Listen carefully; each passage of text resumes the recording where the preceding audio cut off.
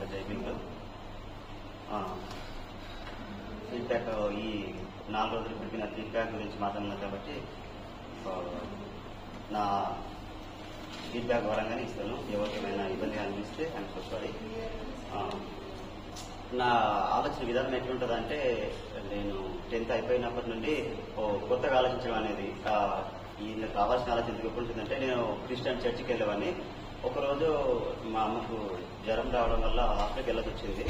So every Sunday చర్చికి వెళ్ళాను కదా, మరి ఆ రోజు సండే కదా, చర్చికి వెళ్ళాను హాస్పిటల్కి వెళ్ళాను ఆలోచనప్పుడు చర్చికి వెళ్ళలేదు, హాస్పిటల్కి వెళ్ళాను. ఇంకోటి బైబిల్ ఏముంటుందంటే, ఈ మందిరంలో ఒక్క దినం కాకుండా 1000 దినముల కంటే శ్రేష్టం అని ఉంటుంది.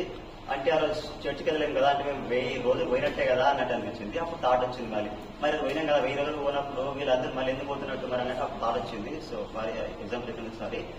అప్పటి నుంచి తర్వాత ఈ కొత్త ఆలోచించడం ఏంటనేసి అందరూ అనుకుంటాం.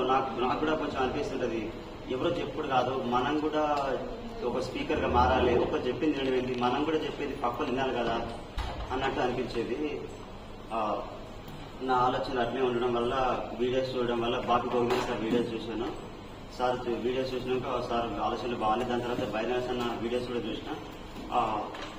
అప్పటి నుంచి అనిపించింది. సో నేను ఇక్కడకు రాకపోయే రేపు వస్తానని ముందు అన్నకు కాల్ చేసి మాట్లాడినా, ఇక్కడ రావాలనుకున్నది కూడా నేను వచ్చింది కూడా అన్నతో. ఇప్పుడు అందరూ సోషల్ మీడియాలో కొంచెం యాక్టివిటీగా ఉంటారు. సో అట్లనే నేను ఆలోచించిన, అన్నతో సెల్ఫీ దిగాలి, వీడియోస్ చూడాలి, వీడియోస్ తీసుకొని కొంచెం పంచుకుంటే బాగుంటుంది అనిపించింది. అన్న అన్నాడు, నాతోని ఇక్కడికి వచ్చినాక అర్థమైంది. అన్న అన్నాడు, నేను మాట్లాడితే ఇందాం అనుకున్నాను, నాతో ఫొటోస్ వీడియోస్ చూద్దామన్నాడు, వెంటనే వెళ్ళిపోవచ్చు అన్నాడు. అదే ఇట్లాంటి నేను అతను అనిపించింది, బాగా అనిపించింది. అమ్మ వెళ్ళిపోదాం, ఇంటానికి వచ్చినాం కదా, ఇందాక వచ్చినాం కదా ఇందాం అనిపించింది. తర్వాత ఫస్ట్ డే రోజు బాగా అనిపించింది. అందరితో గ్రూప్ మీటింగ్ చేసినాము, బాగుంది. ఆ స్విమ్మింగ్ పూల్స్ వర్క్ అయితే చేయలేదు కానీ బాగుంది, వాతావరణం అయితే బాగా అనిపించింది. ఆ తర్వాత నెక్స్ట్ డే ఫ్యామిలీ గురించి చాలా బాగా చెప్పారు. అది సమాజం పరంగా అయితే మనం చూస్తుంటాం, భార్య భర్తల్ని కానీ చిన్నపిల్లల్ని అందరినీ చూస్తుంటాం. వాళ్ళు చెప్పే మాటలు స్పష్టంగా చేసే విధానం మాత్రం వేరే ఉంది. సో ఇక్కడ అట్లా ఉండదు, అక్కడ లేదు అన్నట్టు నాకు చాలా బాగా అనిపించింది. అన్న బెలూన్స్ తో చూపించినప్పుడు నిన్న అన్నగారు సర్ప్రైజింగ్ అంటే అది జత కట్టడం, పథకం కొట్టడం అనేసి అది ప్రోగ్రామ్ పెట్టేసినట్టు, అది ఓడిపోవడం సారీ ఒకళ్ళు. సో జత కట్టకుండా ఉన్నప్పుడు ఒకరు ఎక్స్ట్రా అయినప్పుడు వెళ్ళిపోయారంటే ఓడిపోవడం కాదు, సాక్రిఫైజింగ్ అన్నారు. సాక్రిఫైజింగ్ అంటే మరి ఉన్నదానికంటే మరీ ఎక్కువ చేయడం. సాక్రిఫైజ్ చేసినా అంటే మరీ ఎక్కువ అంటే ఉంటుంది. వాట్ ఈస్ పాయిజన్ అని క్వశ్చన్ ఉంటే దానికి ఆన్సర్ ఏంటంటే, anything beyond what we need is poison. It can be dash dash dash. అది మీరు ఎట్లనే ఫీల్ చేసుకోవచ్చు. It can be love, affection, or happy, angry, whatever feel చేసుకోవచ్చు. సో అన్నమాట, ఉండదానికంటే మరీ ఎక్కువ ఉన్నా పాయిజన్, తక్కువ ఉన్నా పాయిజన్. సో సాక్రిఫైస్ కదా, అది మరీ ఎక్కువ చేసేది, మరి మీడియం అనుకోండి. సో ఎంత ఉండాలి అంతవరకు. ఇంకా సో అవకాశం ఇచ్చినందుకు అందరికీ థ్యాంక్ యూ. మంత్రాలు తంత్రాలు జిందాబాద్ జిందాబాద్ జిందాబాద్ జిందాబాద్. సో ఈ అవకాశం నాకు ఇచ్చినటువంటి ఎంఎన్ఎస్ వ్యవస్థాపకులు డాక్టర్ బైరి నరేష్ అన్న గారికి ధన్యవాదాలు తెలుపుకుంటున్నాను. అలాగే నా పేరు ఎం నాగరాజు. నేను మహబూబాబాద్ జిల్లా నుంచి మరిపేడ మండలం అనే మండలం మరియు పామండతండ అనే గ్రామం నుంచి వచ్చాను. మరి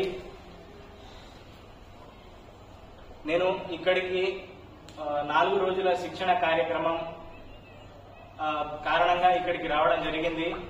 మరియు ఇక్కడ 4 రోజులు శిక్షణ కార్యక్రమాలు చాలా బాగా జరిగాయి. మిత్రులారా, మీలో కూడా చాలా మంది నాస్తికులు ఉండి ఉంటారు సమాజంలో. మరియు నాస్తికులు అంటే వేరే ఏదో ఈ సమాజాన్ని చులకన చేసుకోకండి మీరు.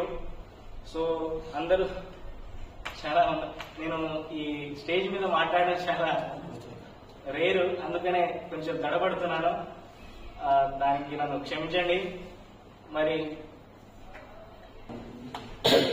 సో ఈ 4 రోజుల శిక్షణ కార్యక్రమం ద్వారా నేను ఇక్కడికి రావడం జరిగింది. నేను ఈ 4 రోజుల్లో చాలా అనుభవాలు, చాలా మంది యొక్క మనసులో దాగి ఉన్న హావభావాల్ని తెలుసుకోవడం జరిగింది. మరి జ్ఞానంతో ఈ సమాజాన్ని మూఢత్వం నుంచి జ్ఞానం వైపు నడిపించడం ఎలా అందరి వ్యక్తిగత భావాల ద్వారా తెలుసుకోవడం జరిగింది. మరి మిత్రులారా, మీరు కూడా ఇలాంటి సమావేశాలు జరిగినప్పుడు మేము మిమ్మల్ని ఆహ్వానిస్తూ ఉంటాము. అందరూ రావాల్సిందిగా కోరుతున్నాము. మరి ఇక్కడ భోజనాలు కూడా చాలా మన ఇండ్లలో వండుకునే అంత రుచికరంగా ఉంటాయి. మరియు అందరూ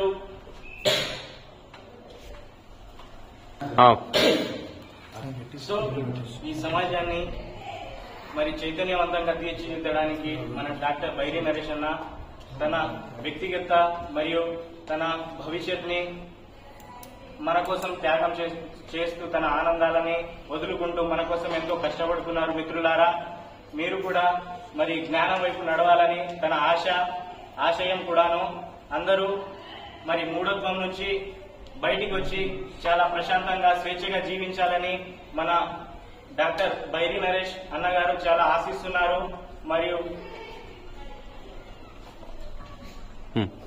మరియు ఈ అవకాశం ఇచ్చిన మా ఎంఎన్ఎస్ బృందానికి ధన్యవాదాలు తెలియజేసుకుంటూ